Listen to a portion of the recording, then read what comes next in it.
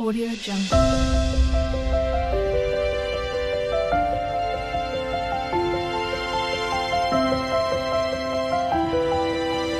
Audio Jungle. আসসালামু আলাইকুম everybody, welcome back to my new English grammar class. প্রিয় শিক্ষার্থী, আজ আমরা এই ক্লাসে শিখে নিব কিভাবে বাংলা বাক্যের ক্রিয়াপদ দেখে ইংলিশ টেন্স আইডেন্টিফাই করে ট্রান্সলেট করতে হয়। অর্থাৎ কোন টেন্সটি বা কোন বাক্যটি কোন টেন্সের অন্তর্গত হবে তা আমাদের বাংলা ক্রিয়াপদই বলে দেবে।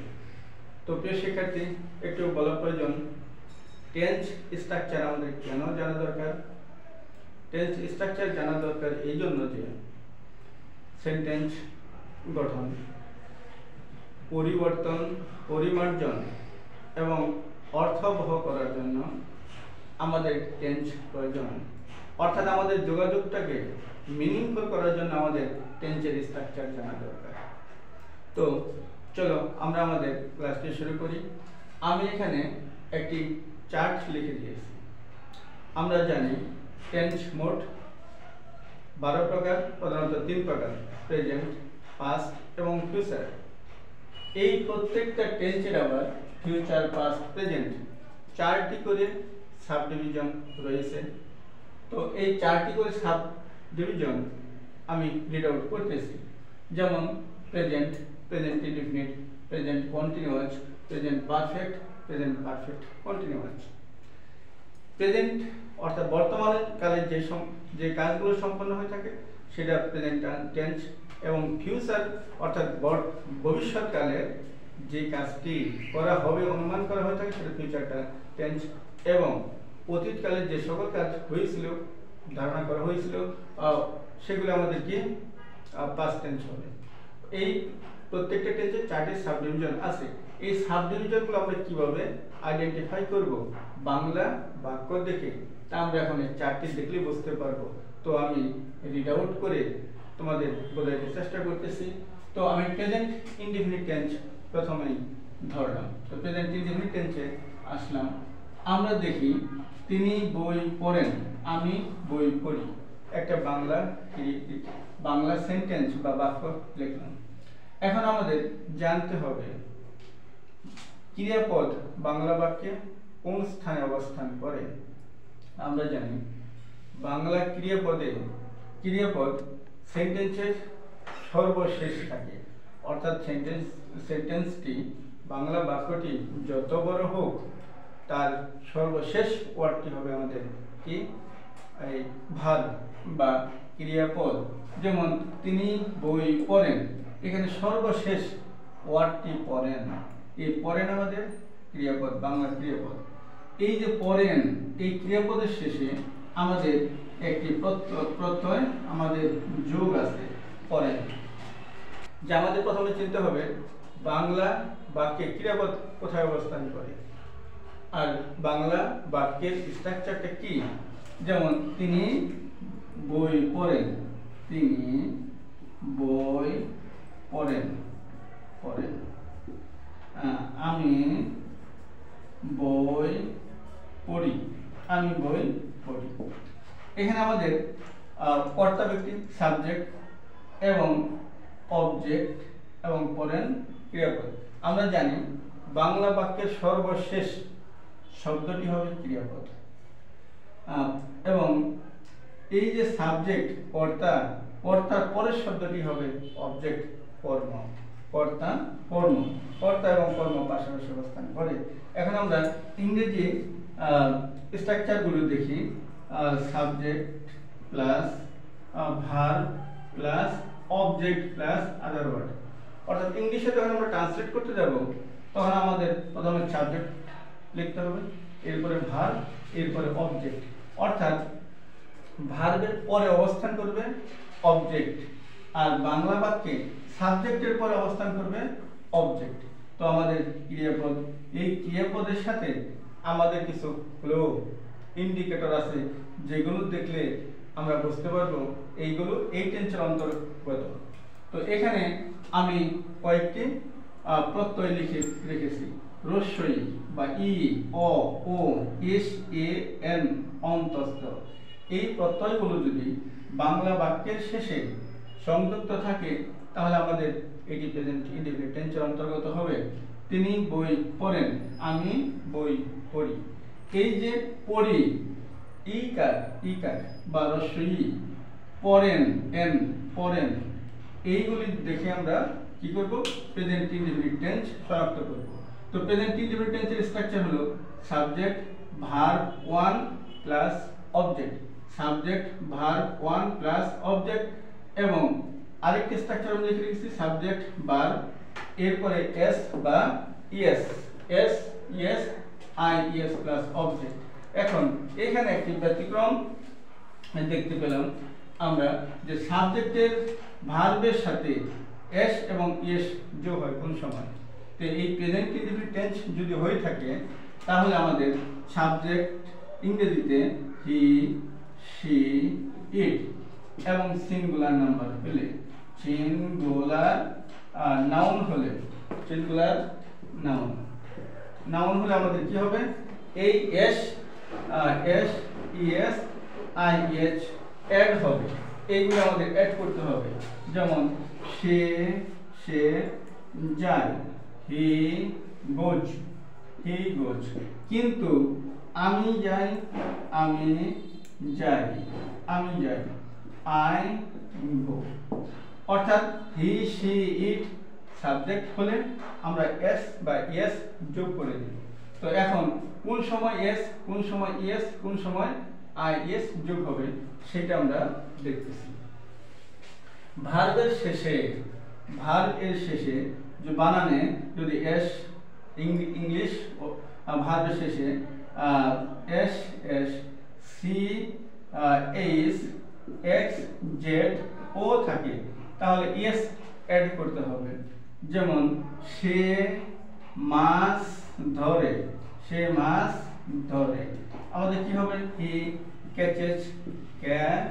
ক্যাচেস ফিশ, সে মাছ ধরে। এখন প্রিয় শিক্ষার্থী, আমি সাবজেক্ট বসিয়ে দিলাম সি, তারপরে আমার কি করতে হবে, এই যে ধরে ক্যাচ, এই সাবজেক্টের পরে আমি ভার্বটি বসিয়ে দিলাম ক্যাচ। কারণ আমাদের ক্রিয়াপদের শেষে বা একটি বাংলা বাক্যের শেষে ক্রিয়াপদ থাকে, ক্রিয়াপদটি ইংরেজি বাক্যের সাবজেক্টের পরে আমি বসিয়ে দেব।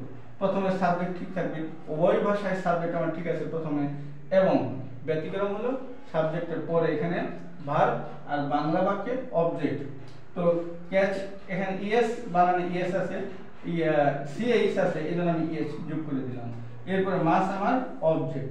তাহলে আমার ইংলিশ স্ট্রাকচার হলো subject verb s by es plus object অথবা আদার ভার্ব। তো এখন আমরা দেখলাম বা দেখতে পেলাম ইএস কোন জায়গায় আমাদের অ্যাড করতে হবে।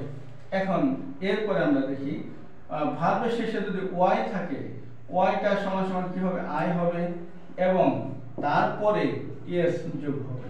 যেমন সে একটি কলস বা কলসি বহন করে।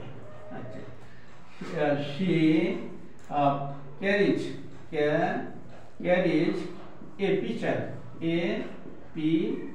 পিকচার, ওয়াই থাকলে এই ক্রিয়াপদের শেষে ওয়াই থাকলে ওয়াইটা কি হবে, আই হবে।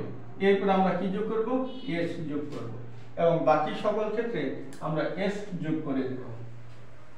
বাকি সকল ক্ষেত্রে আমরা কি করব, এস এইচ যোগ করব। তো আমরা এখন জানতে পারলাম এস বাই এস কোন সময় যোগ করতে হয়। তো এখন আরেকটি কথা বলে নেই, এই প্রেজেন্ট ইনডেফিনিট টেন্সে বাংলা আরেকটি চেনার আমাদের ক্লু রয়েছে।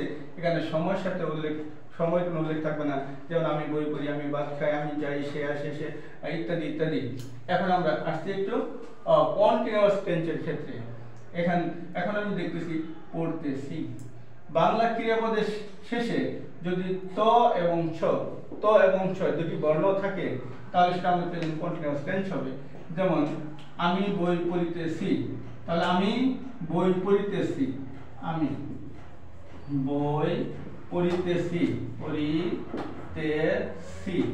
এখন আমাদের কি সাবজেক্ট আই ঠিক থাকবে, পড়া ইংরেজি কি রিড, তাহলে রিডের সাথে এম ই আর হবে। তাহলে আই এর সাথে কি হবে এম হবে। এই যে রিড, এই রিডের সাথে আইএনজি যোগ, আইএনজি রিডিং। তারপরে কি বই, এ বো, এ বো। তো প্রিয় শিক্ষার্থী সাবজেক্ট আমাদের মিল রইল কি আই আমি, এবং অক্সিলিয়ারি হিসেবে এম ই যায়, আই এর সাথে এম এবং ভার্বের সাথে আইএনজি যোগ, এরপরে অবজেক্ট বা আদার ওয়ার্ড। এরপরে আমরা এখন দেখতেছি এই যে এম হবে কার সাথে, ইজ হবে কার সাথে, আর হবে কার সাথে, একমাত্র আই সমান সমান আই এর সাথে এম হবে, এবং ওই ইউ দে প্লুরাল সাবজেক্ট হলে প্লুরাল সাবজেক্ট হলে আমাদের কি হবে আর হবে, এবং বাকি সকল সাবজেক্ট হলে আমাদের কি হবে বাকি সব আমাদের ইজ হবে। তাহলে আমরা এখন পাইলাম সাবজেক্টের পরে এম কোথায় হবে, আর কি আর কোথায় হবে, ইজ কোথায় হবে। এখন আমরা দেখতেছি যে আমাদের কন্টিনিউয়াসটা চলমান কাজ হবে এবং এই সময়ের সাথে কোনো উল্লেখ থাকবে না। যেমন আমি বই পড়িতেছি, চলমান কাজ, এটা অতীতে কোন সময় শুরু হয়েছে তা উল্লেখ নেই, বর্তমানে চলতেছে এবং কখন শেষ হবে তারও কোনো শেষ উল্লেখ নেই। এই ধরনের কাজ আমাদের সাধারণত প্রেজেন্ট কন্টিনিউয়াস টেন্স হয়। অর্থাৎ তো আর ছ আমরা দেখতে পেলেই বাংলা ক্রিয়াপদের মধ্যে প্রেজেন্ট কন্টিনিউয়াস টেন্স হবে।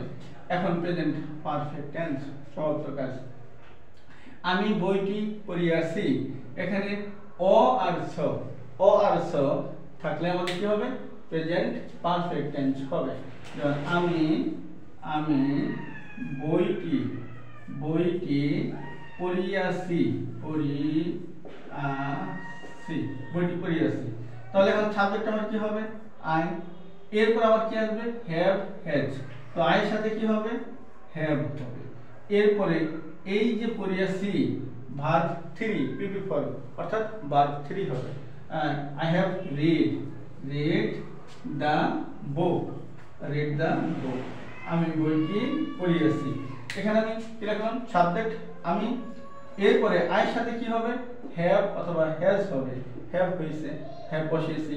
এরপরে আমাদের কি হবে PP form, that means conjugation of ভার্বের সেই পাস্ট পার্টিসিপল ফর্ম, অর্থাৎ ভার্ব 3 নাম্বারটি রিড, আর রেড উচ্চারণ আমাদের রেড হবে, দা বুক অবজেক্ট আমাদের বুক। তো আমরা এখন দেখতে পেলাম যে বাংলা ক্রিয়াপদের শেষে যদি অ এবং স থাকে তাহলে সেটা হবে প্রেজেন্ট পারফেক্ট টেন্স। এরপরে আমরা আসছি প্রেজেন্ট পারফেক্ট কন্টিনিউয়াস টেন্স। প্রিয় শিক্ষার্থী, এখানে একটি কথা বলা প্রয়োজন যে প্রেজেন্ট পারফেক্ট কন্টিনিউয়াস টেন্স এবং প্রেজেন্ট কন্টিনিউয়াস টেন্সের বাংলা ক্রিয়াপদ সেম একই রকম। যেমন আমি বই পড়িতেছি, এখানে আমি 5 ঘন্টা যাবত বইটি পড়িতেছি। দুই বাক্যের মধ্যে ডিফারেন্স হলো শুধু সময়ের, এখানে 5 ঘন্টা উল্লেখ রয়েছে, এখানে 5 ঘন্টা উল্লেখ নেই, অর্থাৎ এখানে সময়ের উল্লেখ নেই। তো আমরা কি থেকে শিখবো তো এবং ছ পড়িতেছি। তাহলে আমাদের ট্রান্সলেশনটা কি হবে আমি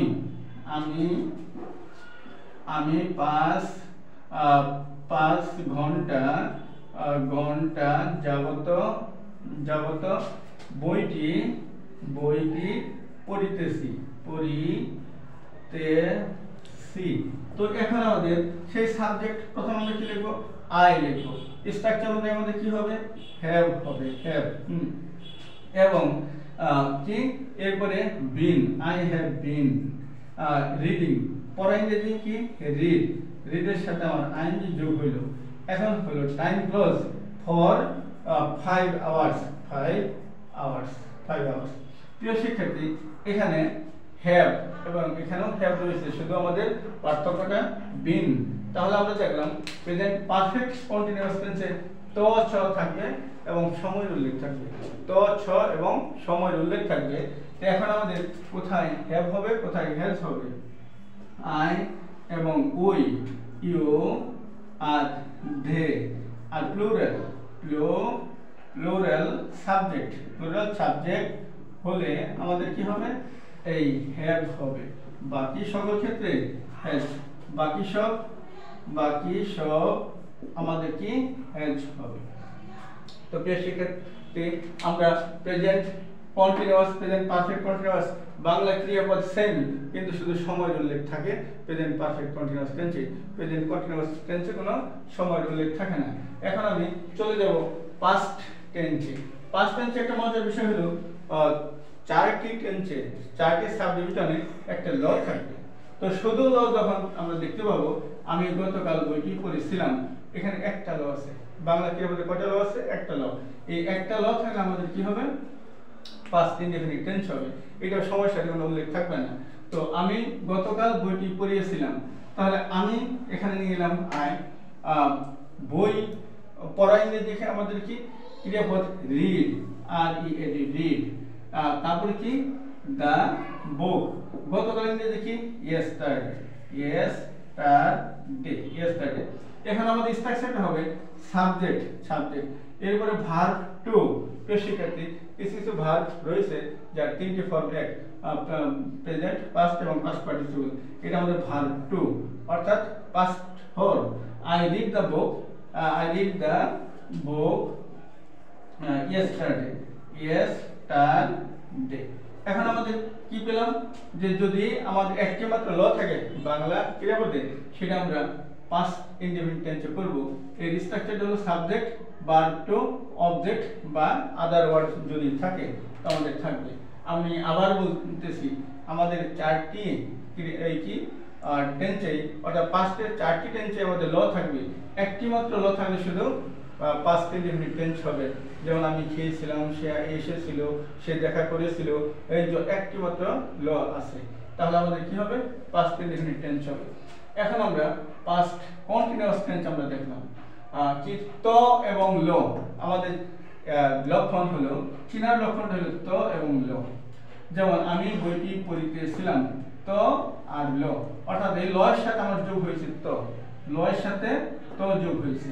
তাহলে স্ট্রাকচারটা হবে সাবজেক্ট ওয়াজ ওয়্যার, ভার্ব সাথে আইএনজি যোগ, এরপরে আদার ওয়ার্ড। আমি বইটি পড়িতেছিলাম, পড়িতেছিলাম। তো প্রিয় শিক্ষার্থী, এখানে সাবজেক্ট সে আই, এরপরে কি হবে? এখানে ওয়াজ অথবা ওয়্যার। তাহলে আই ওয়াজ, পরে ইংরেজি রিড, এর সাথে আইএনজি যোগ হবে রিডিং।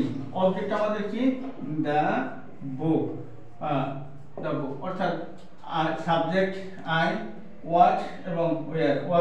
ওয়াজ আই সাথে ওয়াজ, এরপর মূল ক্রিয়াপদের সাথে আইএনজি যোগ, এরপর আমাদের কি অবজেক্ট। তো প্রিয় শিক্ষার্থী, আমরা এখন দেখব ওয়াজ এবং ওয়্যার কোথায় বসে।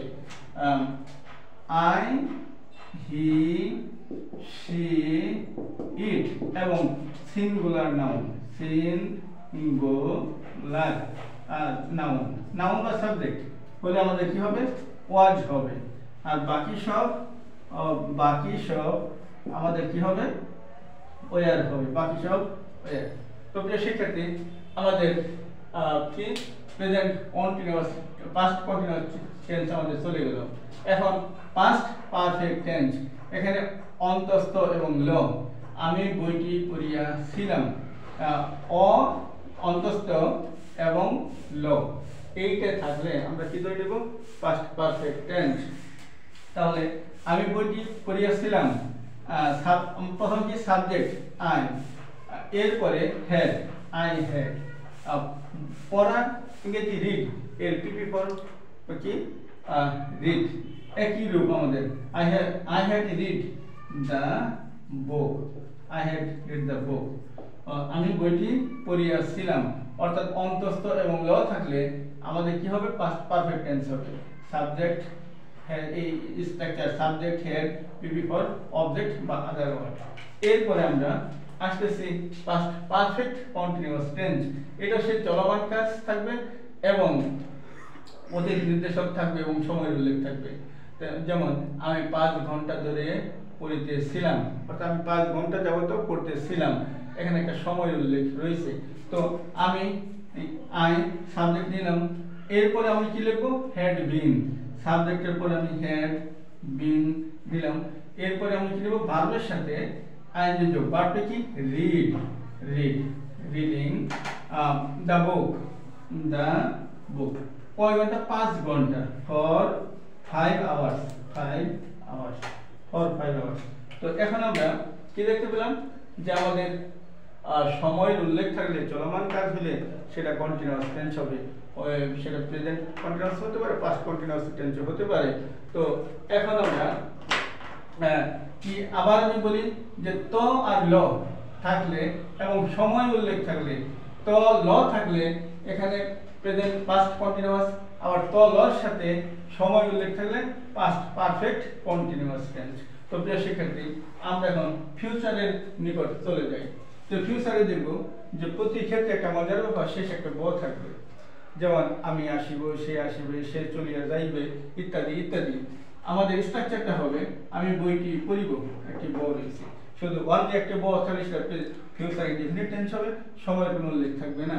সাবজেক্ট প্লাস শ্যাল উইল বা ওয়ান প্লাস অবজেক্ট বা আদার ওয়ার্ড।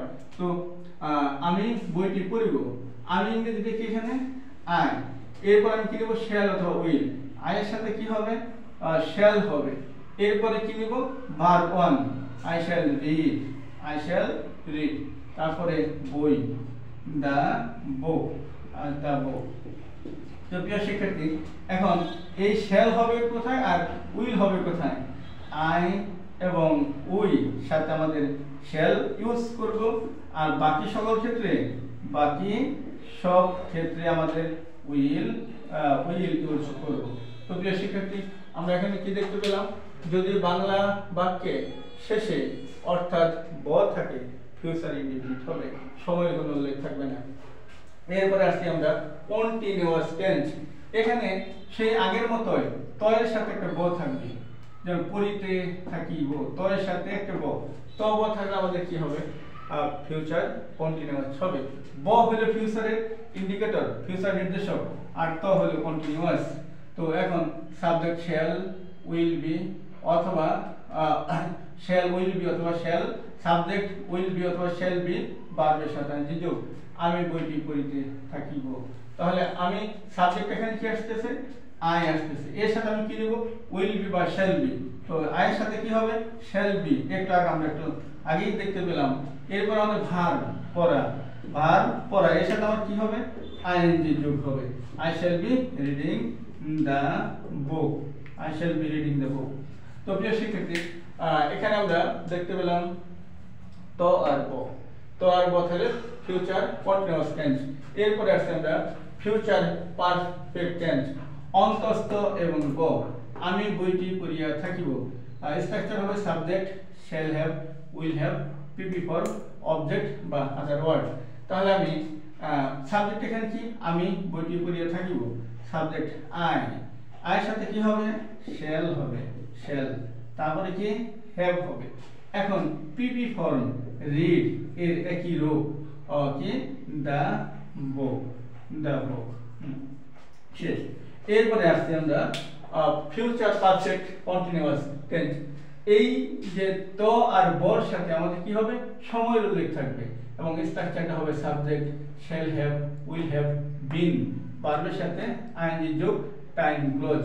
তো আমি 3 ঘন্টা যাবত বইটি পড়িতেছি, সাবজেক্ট আই নিলাম, তারপর আমি কি নিতে হবে shall have, shall have, shall have নিলাম, এরপর কি আমাদের বিন নিতে হবে, এরপরে ভার্বের সাথে আইএনজি যোগ রিডিং, রিডিং, অবজেক্ট দা বুক, দা বুক। প্রিয় শিক্ষার্থী, আমি আরেকবার একটু ফ্ল্যাশব্যাক করতেছি।